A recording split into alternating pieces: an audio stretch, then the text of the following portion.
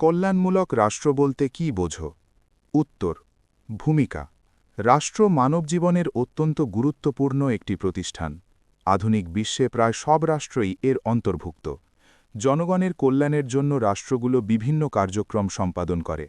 এক কথায় আধুনিক রাষ্ট্রের প্রধান লক্ষ্যই হচ্ছে কল্যাণমূলক রাষ্ট্র হওয়া, এবং এই লক্ষ্যেই রাষ্ট্রগুলো জনকল্যাণমূলক কাজ করে এবং নাগরিকদের সার্বিক সহযোগিতা প্রদান করে। কল্যাণমূলক রাষ্ট্র। কল্যাণমূলক রাষ্ট্র বলতে সে রাষ্ট্রকে বোঝায় যেখানে জনগণ তাদের ব্যক্তিত্বের পরিপূর্ণ বিকাশ সাধন করতে পারে এবং তাদের প্রতিভার উপযুক্ত পুরস্কার লাভ করে। সাধারণত নাগরিকদের ব্যক্তিত্ব বিকাশের জন্য মৌলিক চাহিদা পূরণের লক্ষ্য যে রাষ্ট্র উন্নয়ন ও কল্যাণমূলক কাজ করে থাকে তাকে কল্যাণমূলক রাষ্ট্র বলে। প্রামাণ্য সংজ্ঞা।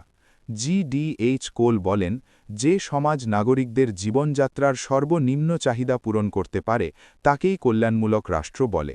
অধ্যাপক বেখ্যামের মতে, যে রাষ্ট্র ব্যাপকভাবে জনগণের সামাজিক নিরাপত্তার ব্যবস্থা করে তাকে কল্যাণমূলক রাষ্ট্র বলে।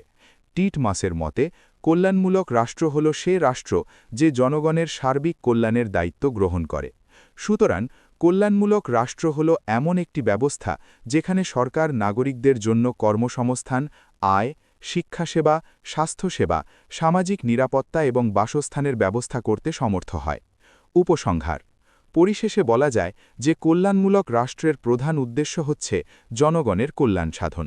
ফলে কল্যাণমূলক রাষ্ট্র যত বৈশিষ্ট্যের অধিকারী, তবে কোনো একটি বিশেষ বৈশিষ্ট্য অর্জন না করলেই যে সেটি কল্যাণমূলক রাষ্ট্র হবে না তা নয়। তবে সামগ্রিকভাবে একটি রাষ্ট্রকে কল্যাণমূলক হতে হলে সর্বপ্রকার কল্যাণের ব্যবস্থা গ্রহণ করতে হবে। এ ব্যবস্থায় সার্বিক জনগোষ্ঠীর স্বার্থ সংরক্ষিত থাকতে হবে।